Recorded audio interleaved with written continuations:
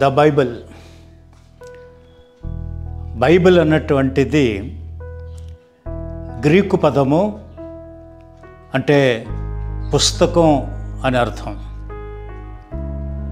The Bible అని ఎందుకు title ఇచ్చారు? ఈ పరిశుద్ధ గ్రంథానికి బైబిల్ అన్నటువంటి ఆ పేరు ఎందుకు ఇచ్చారంటే,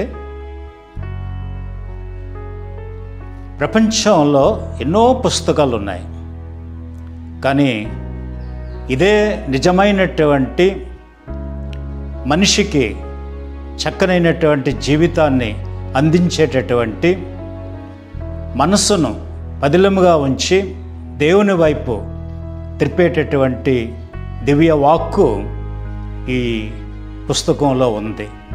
అందుచేత ద బైబిల్ ఇది ఒక్కటే పుస్తకం ఈ ప్రపంచంలో అన్నట్లుగా ఈ టైటిల్ని ఇచ్చారు. ఈ బైబిల్ గ్రంథం అన్నటువంటిది 2 భాగాలుగా విభజించారు. పూర్వ నిబంధన, నూతన నిబంధన.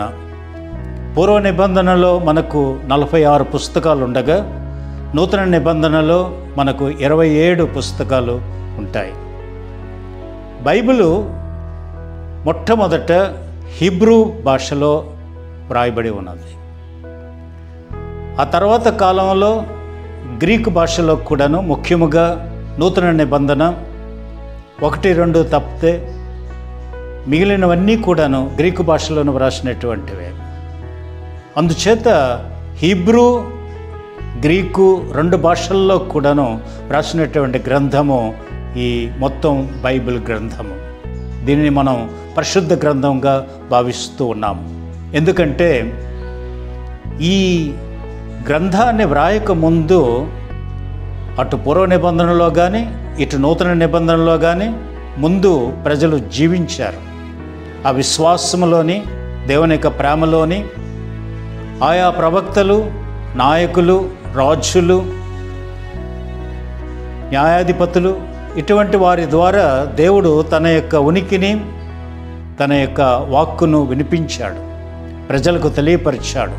తాను ఏదైతే ప్రజలకు తెలియపరచాలనుకున్నాడో ఈ ప్రవక్తల ద్వారా వారు తెలియపరిచి ఉన్నారు.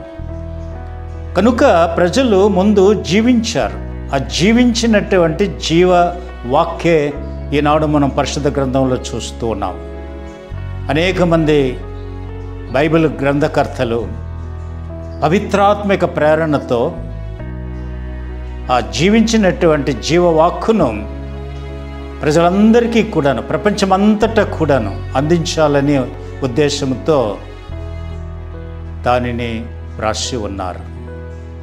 పరిశుద్ధ పవిత్రాత్మ యొక్క ప్రేరణతోటి. కనుక అటువంటి గ్రంథాన్ని మనం చదివి తీరవలసిందే. ఎందుకంటే ఈ దేవుని యొక్క వాక్కు ఇందులో పూర్తిగా ఇమిడి ఉన్నది.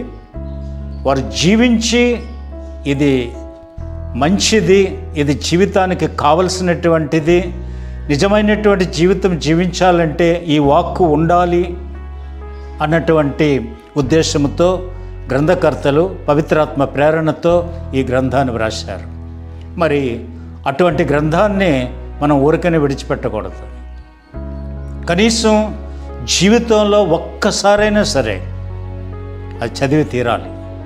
మొదటి పుట నుంచి చివరి పుట వరకు కూడాను, అంటే ఆది కాండము నుంచి దర్శన గ్రంథం వరకు కూడాను ఆ యొక్క గ్రంథాలన్నీ కూడాను వరుసగా పెట్టి చదివితే దేవుని గురించి, దేవుడు మనల నుంచి ఆశించే విధానం గురించి, మన క్రైస్తవ జీవితం గురించి ఎంతో తెలిసి వస్తుంది. అందుచేత మీకు ఈ కారుణ్య స్వరం అన్నటువంటి ఈ యొక్క ఆడియో బైబిల్ స్టడీ అనేటువంటి ఈ యొక్క సంస్థ మిమ్మల్ని చక్కగా చదువుకొని వరుసగా చదవటానికి, బైబిల్ గ్రంథాన్ని 1 సంవత్సరంలో పరిపూర్తి చేయటానికి గొప్ప అవకాశాన్ని కల్పిస్తూ ఉన్నారు. అందుచేత ప్రతిరోజు కూడాను 4 అధ్యాయాలు అందిస్తూ ఇలానే ప్రతిరోజు కూడాను మీరు ఆ 4 అధ్యాయాలు చొప్పున చదువుకొని వెళ్తున్నట్లయితే సంవత్సరం పూర్తయ్యేసరికి మీరు బైబిల్ గ్రంథాన్ని అంతటిని కూడాను పఠించినట్లు అవుతుంది. అంతేకాకుండా దానిని ధ్యానిస్తూ ప్రశ్నలు కూడా పంపిస్తూ ఉంటారు. ఆ ప్రశ్నల ద్వారా మీరు ఎంచుకునేటటువంటి సమాధానం అది సరైనదైతే మీరు పరిశుద్ధ గ్రంథంలో ఒక మంచి నిష్ణాతులుగా తయారు కావడానికి కూడా అవకాశం ఉన్నది. బైబిల్ గ్రంథంలో ఏది ఎక్కడ ఉన్నది అన్నటువంటిది కూడా మీరు తెలుసుకోగలుగుతారు. దాని మూలముగా పరిశుద్ధాత్మ మీపై వెంచేసి రావటమే కాకుండా మీకు జ్ఞానోదయం కలిగించి ఈ జ్ఞానము ద్వారా మీకు అమితమైనటువంటి అనుగ్రహాలు, అలానే మంచి పరిపూర్ణ క్రైస్తవ జీవితం జీవించడానికి ఈ యొక్క బైబిల్ గ్రంథం అన్నటువంటిది, ఆ పఠనం అన్నటువంటిది, దానిని పూర్తిగా చదవడం అన్నటువంటిది మీకు ఎంతగానో తోడ్పాటుగా ఉంటుంది. మీ మనస్సులు వికసిస్తాయి, మీ జీవితాలు వర్ధిల్లుతాయి. అందుచేత మీరు ఈ దివ్య కారుణ్య స్వరం అన్నటువంటి ఈ కారుణ్య స్వరాన్ని మీరు ప్రతిరోజు కూడాను ఆలకించి దేవుని యొక్క స్వరాన్ని అంటే బైబిల్ గ్రంథంలో ఉన్నటువంటి వచనాలన్నింటినీ కూడాను వారు పొందుపరిచి మీకు వినిపిస్తూ ఉంటారు.